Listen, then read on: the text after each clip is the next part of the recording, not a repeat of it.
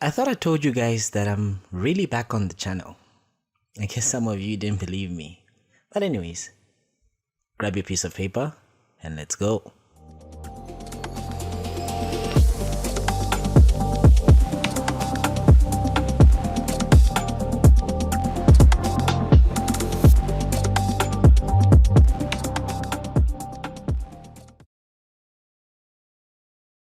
Hello and welcome to MK's Medical Review Series. My name is Dr. Moses Kazevu. This is a series on my YouTube channel where we look at medical topics in depth. Today we're going to be looking at a very important topic, neonatal feeding. This is actually a topic that is discussed well after we discussed the topic on neonatal fluids. So if you didn't catch that video, please watch the video before you come to this video. And if you haven't yet subscribed to the channel, please subscribe to the channel, hit the bell notification icon to be receiving notifications of such amazing content every time I post. Grab a piece of paper, grab your pen, and let's go. So remember that everyone needs food, right? Food is very important, and nutrition is very important because it's a very, very key component of growth. And feeding is actually crucial for the development of the newborn. Remember that all babies, once are born, they should be started on enteral feeds unless contraindicated. I will actually mention a few of these contraindications that may warrant you to actually put this child either on total parenteral nutrition, which is a separate lecture on its own, or just completely on IV fluids in the meantime, in the interim, as you wait for the gut to develop or you wait for whatever is contraindicating the child from receiving enteral feeds to be resolved. And remember that breast milk feeding must be encouraged for all infants, except those that have some contraindications. And there is a reason why we actually want to breastfeed our infants, because breast milk has advantage over formula or any other type of milk. Number one, it has immune protection. Remember that it has high levels of immunoglobulins, which are antibodies which protect the child, and actually even in premature children lowers the rates of sepsis as well as necrotizing enterocolitis. Second point is that breast milk is actually superior nutritionally in cases of bioavailability compared to formula. So it means effectively the amount of nutrients that are reaching the blood is actually much higher in much higher concentrations than what we see in formula. As we can see, we have fatty acids that are better absorbed from the human milk due to both the structure of the milk, fat globule, and the presence of the bile salts stimulated lipase. And then of course you also have improved feeding tolerance with breast milk as opposed to formula. There's also a component of neurodevelopmental advantages that we see with breast milk compared to formula fed infants. And of course there is a better long-term health outcomes for babies that are breastfed as opposed to those that are on breast, or rather those that are on formula milk. So every child, if there's no other contraindication for enteral feeding, at least put them on breast milk. It's a very added advantage.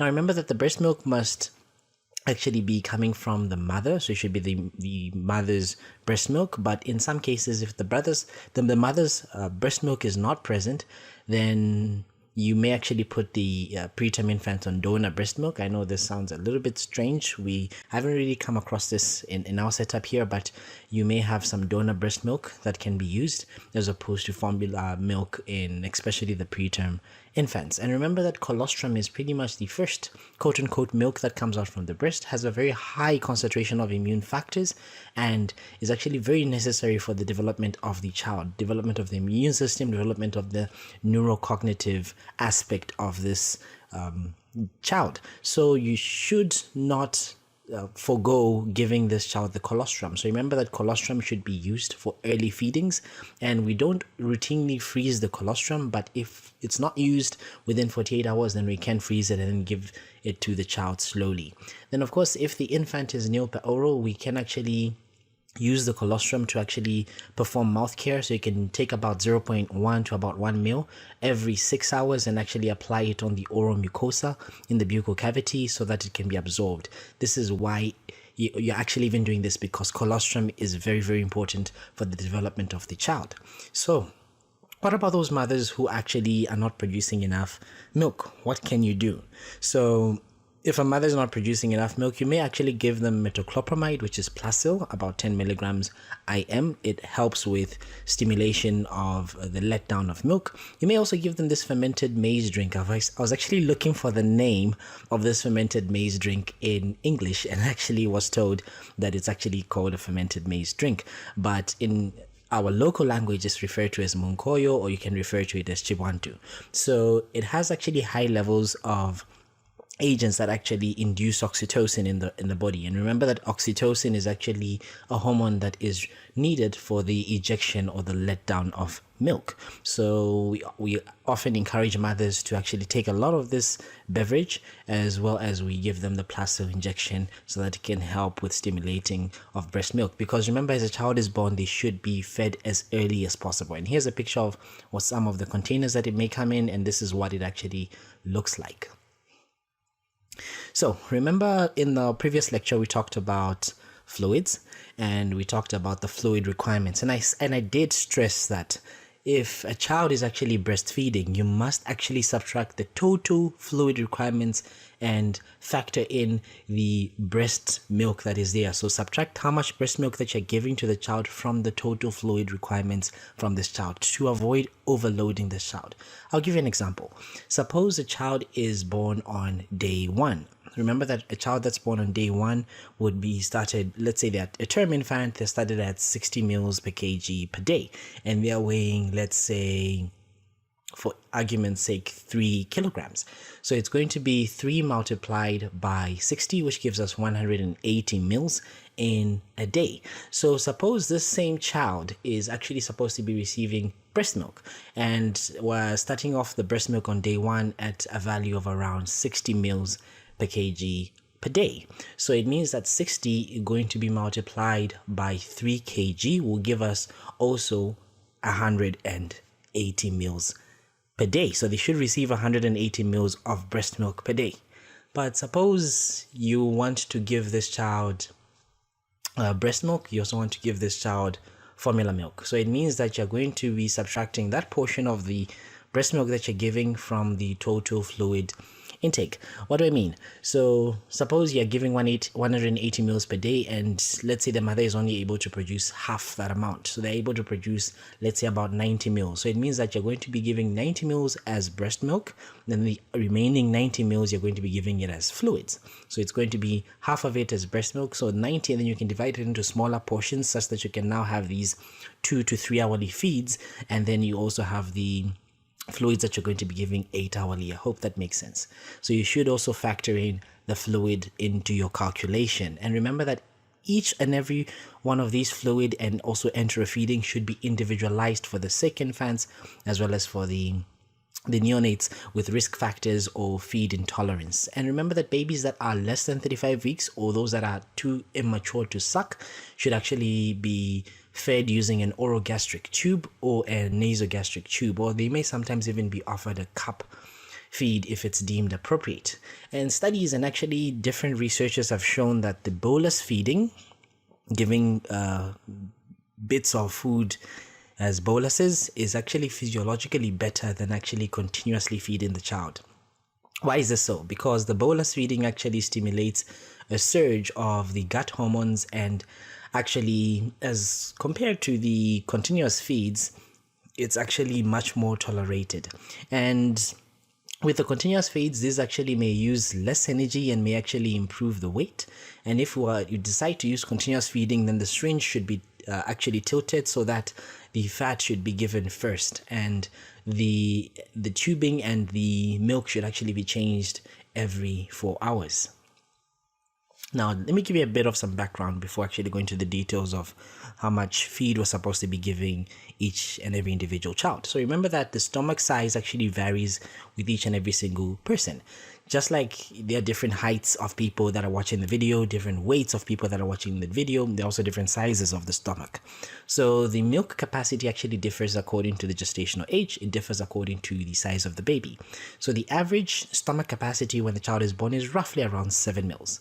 So at day 1, it will be between 5 to 7 mils. At day 3, it would have actually risen to about 22 to 27 mils. And then by day 10, it's about 45 to 60 mils. And it actually as an adult, it reaches a maximum capacity of 3 to 4 liters. So normally an infant actually should weigh at least 1.5 kg. If they are like 1.5 kg and above, you can actually transition them now from giving them 2-hourly feeds to 3-hourly feeds. So meaning that everyone that's below 1.5 kg, you advocate for giving them 2-hourly feeds. The younger they are, those that are even less than 1 kilogram, you can actually give the feeds hourly. Then if they are above 2.5 kg, then you can move to the 4-hourly feeds. But however, these are not things that are set in stones. They can actually be discussed on an individual basis and can actually be modified based on the tolerance and the weight gain of the child. Now, there is an element of fortification of milk where we can add certain components to the milk, what we call fortifiers, to actually increase, I could say, the nutritional value of the milk. So the breast milk alone actually might not be able to meet the baby's needs, especially those babies that are born less than 1,500 grams. So we can actually add a fortifier to this. So remember that these breast milk fortifiers have been shown to actually increase the short-term improvements in the weight, the length, as well as the head circumference. And when do we use these fortifiers? In babies that are born less than 34 weeks, those that have a birth weight that's less than 1.5 kg, babies that are born less than 34 weeks with a birth weight between 1.5 kg and 2 kilograms, but they're not really picking up weight as quick or as much as you would like. So when you're using a fortifier, you should remember that the tolerance of the feed should be at least 150 mils per kg, preferably 180 mils per kg if the fortification is actually being considered necessary, and this is over 24 hours. And remember that these babies that are receiving at least half of their total feeds, if the baby starts receiving half of the total feeds as breast milk, then you can commence the fortifier. And actually, if it's less than half of the total feeds, then you should stop and discontinue the fortifier and then actually continue on their breast milk. Then if a baby also has a urea that's less than 4 millimoles, it means that there is a risk of this child actually developing protein deficiency. So those are children that are good candidates of actually using the breast milk fortifier. And the babies that are actually born with a birth weight that's greater than 2 kilograms are unlikely to actually need a fortifier, and we rarely use fortifiers. In our setting, fortifiers are actually quite expensive, so most of the children that are going to be admitted to the NICU rarely actually use the fortifiers. The commercially made ones. We actually have ways in which we can actually fortify the milk by the homemade remedies. So remember that the fortifier may actually increase the osmolarity of the breast milk. So especially if you're actually mixing the fortifier with cold milk, so it's actually advised that you should warm the milk at least. And in addition, if you actually are mixing breast milk with formula milk, do not use a fortifier. So in the preterm infants, actually, there's going to be accelerated growth, and this should actually be avoided by not giving this child excess energy intakes beyond their requirements. So we should only increase the volumes beyond 150 mils per kg per day if the child needs to gain weight or if the child is picking up weight. And also ensure that the infant is actually receiving the correct milk for the gestational age if they are receiving formula milk. But this lecture is mostly just based on children that are going to be receiving breast milk. So remember that the preterm infants have actually a higher nutritional nutrient requirement than those that are term infants. And most of the preterm infants, actually those that are weighing less than 1,500 grams, are going to require parenteral nutrition to meet these requirements as you wait for the enteral feeds to be introduced and for them to reach their targets. And remember, in all your children that you actually initiating a feeding protocol on, or you're actually considering that you are rationing the feeds, in this children you must make sure that you at least weigh them twice a week. So you can do it on Mondays and you can also do it on Thursdays. So now let's go into the details of the feeds. So I'll give two main groups. I'll give those that are above 32 weeks and those that are weighing more than 1.5 kilograms. And then in the other discussion, I'll discuss those that are less than 1,500 grams and those that are less than 32 weeks. So I'll divide it into two main groups. So remember that anyone that's born after 37 weeks, completed weeks of gestation, is termed as a term infant. Anyone that's born before 37 weeks is termed as a preterm infant. So in the absence of the mother's own milk, we can consider formula, but this is based on the mother's milk. So how are we going to start? So suppose an infant is greater than 1,500 grams and they are greater than 32 weeks of completed gestation. So you can actually start them at 60 mils per kg per day. So you say 60 mils multiplied by the weight of the child, and that's how much feed they must receive over 24 hours. Then you can divide it by 8 to get how many feeds they should be receiving over 3 hours or per 3 hours, or you can divide it actually by 12 to see how much they should be receiving every 2 hours. So how do we increase the feeds? So we start off by 60 mils per kg per day, and we should increase by about 15 mils per kg per day as the child is tolerating. Remember that the child should have at least finished more than half of their feed over the past 4 hours. So we increase by about 15 mils per kg per day as we tolerate these feeds, and we reach a maximum of 150 mils in the term infants, and in the preterm infants we can even reach as high as 180 mils. So here's an example. So we start off at 60 mils on day 1 per kg per day, 75 on day 2, 90 on day 3, 105 on day 4, day 5 you have 120, day 6 you have 135, day 7 you have 150. So at 150 is the maximum that you are actually reaching, 150 mils per kg per day. That's at day 7. This is in term infants. So this is how you're going to be moving from day 1 up until day 7. And remember, this is not something that is set in stone. You should actually consider certain things that I will point to you out. Consider whether this child is tolerating these feeds or not. Then also you can increase the feeds in the preterm infants, let's say those that are between 32 weeks and 37 weeks, by 15 mils per kg per day. So 75, 90, 105, 120, 135, 150, 150. Then when you reach day 6, as you can see, beyond day 6, you're going to be now going to 160, then you're increasing by rations of 10.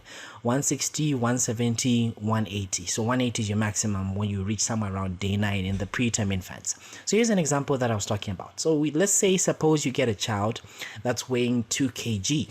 So if this child is weighing 2 kg, on day 1, you're going to be giving this total breast milk. Let's say you're going to say you're starting them off at 60 mils per kg per day. So 60 multiplied by 2. So meaning this child in a day is supposed to receive 120 mils of breast milk. So remember that you're going to be giving this breast milk 3 hourly. So we divide this 120 by 8, because if you look at how many 3 hours are in 24 hours, you have 8 3 hours in 24 hours. So if you divide this 120 by 8, you get 15 mils. So they should receive 15 mils every 3 hours. Then on day 2, we increase this 60. Suppose the child has tolerated the feeds very well. We increase the 60 by 15. So we're now at 75 mils per kg per day. So 75 multiplied by 2, that gives you 150. You divide that again by 8, it gives you 18.75 mils. So 18.75 mils of breast milk every 3 hours. That's how you're going to be moving and increasing the breast milk. And remember, this is based on certain things, based on the child actually tolerating these feeds. And if you get an infant that has intrauterine growth restriction or an infant that has hypoglycemia, you should consider starting at a much higher rate. You should consider starting at 75 mils per kg per day on the day that they are born, and then increasing by increments of 15 mils per kg per day. Then what about the other group? Let's say you have infants that are actually, or neonates rather, that are less than 1,500 grams, or those that are less than 32 weeks. So these are the, remember, if you have someone that's less than 28 weeks, this is even extreme preterm. So we want to start them on bolus tube feeds. So we want to express the breast milk, that's EBM, expressed breast milk, and we want to give it via an nasogastric tube. But of course, it's preferred that you use an orogastric tube. But if you've never inserted one, then you can actually use a nasogastric tube. Then you want to start on day 1, roughly between 12 to 24 mils per kg per day. So suppose if this child is weighing 1 kilogram, so you can actually start off at 12 mils per kg per day. So it means this child in a day should receive a total of 12 mils of milk. Then you increase the feeds by 24 mils per kg per day as you are actually discussing this with your senior clinician.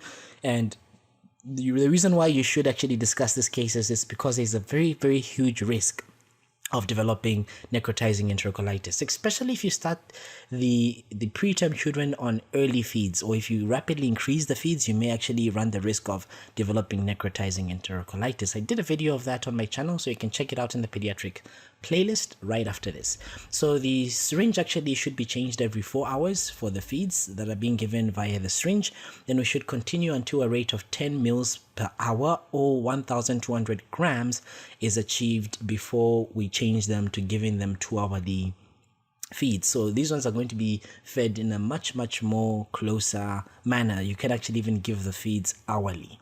Then you should stop the supplemental IV fluids when the enteral feeds have reached 150 mils per kg per day and the baby is tolerating them. Same thing for those children that are term infants and they have reached the maximum of 150 mils per kg per day. You don't give concurrently fluids and the feed. If they're tolerating the feed very well, you can actually stop the fluids, and if they're able now to breastfeed, they can just now be transitioned to being breastfed because you are now preparing them for the discharge. Then of course we increase the enteral volume by increments to reach roughly around 180 to 200 mils per kg per day. Remember that the younger the child, the higher the energy needs. So you may actually even reach a much higher level of breast milk per day. And then we can add supplements and breast milk fortifier according to the specific guidelines. And of course the feeding tube must be changed weekly and the administration set 3 times a week. We can initiate total parenteral nutrition for confirmed prolonged feeding intolerance. That's if a child is not really tolerating feeds for more than 3 days or for any confirmed cases of necrotizing enterocolitis. Now there are some categories that we actually can group children according to. So we have those that are high risk, those that are moderate risk, and those that are low risk. High risk of developing complications, necrotizing enterocolitis being one of the things that you're keeping in the back of your mind.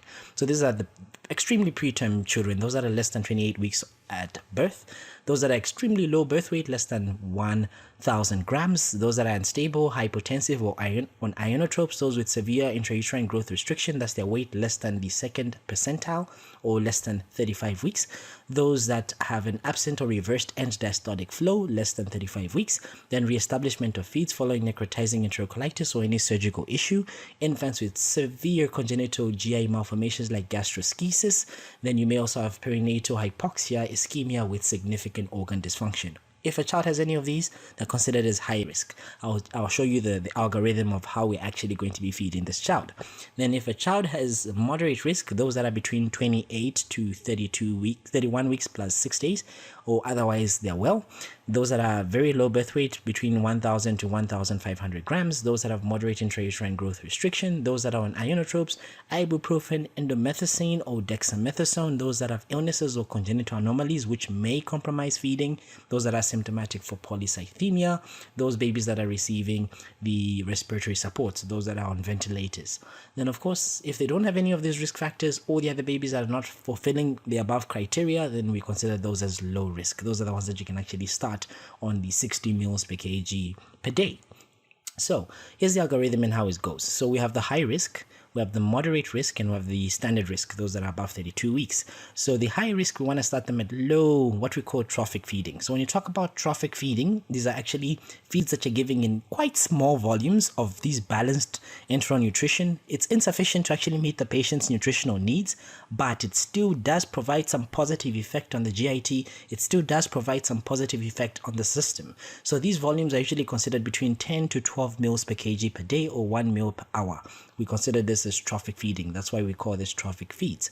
So we start off from 12 to 24 mils per kg per hour, and we can give these 1 hourly to 2 hourly, and this is on the first day. This is for the high risk. So we maintain the trophic feeds in high risk infants with poor tolerance. As long as the child is not tolerating the feeds, you still keep the same amount, or you can actually even reduce it. Then if the child is tolerating the feeds, so we can advance the feeds. We increase by we increase by maximum of 30 mils per kg per day in 24 hours, but still are giving 1 to 2 hourly feeds. So if the child still continues, we continue to increase with the same rate up until we reach a maximum of 180 mils per kg per day, 1 to 2 hourly. and we only increase beyond 180 mils per kg if the growth is inadequate. That's when we increase beyond 180 mils per kg per day. Then those that have moderate risk, we can start at 30 to 40 mils per kg per day, 1 to 2 hourly. We increase by a maximum of 40 mils per kg per day, and we increase in 24 hours as the 1 to 2 hourly feed still. Then we continue to increase, and remember, we should reach a maximum of 150 mils per kg per day. Then those that are standard risk, between 36 to 60 mils, what I've been discussing on the previous slide, we can give this 3 hourly.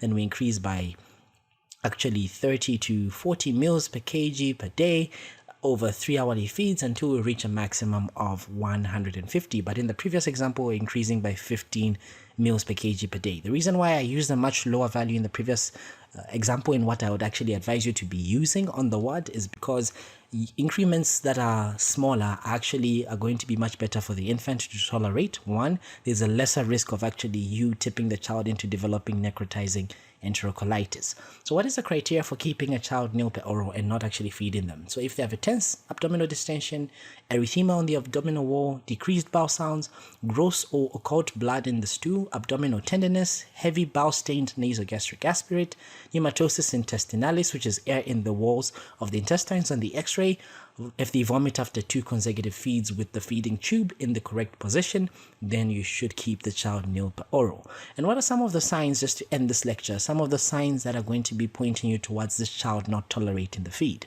If they're vomiting, if the gastric aspirate volume is greater than the 2 hourly amount, if the abdominal distension or there is increasing abdominal girth, if there's abdominal discoloration or visible loops of bowel, if the baby is just generally unwell, rectal bleeding or blood in stool, bilious or bloody aspirates, if there's visible bowel loops or abdominal distension, blood or watery stool, if they're clinically unstable or even they're deteriorating, if there's metabolic acidosis or rising lactate or thrombocytopenia, if there's a tender, firm or shiny abdomen, it means that this child is not really tolerating the feeds. So if you see any of these things, you should stop the feeds, continue this child on IV fluids.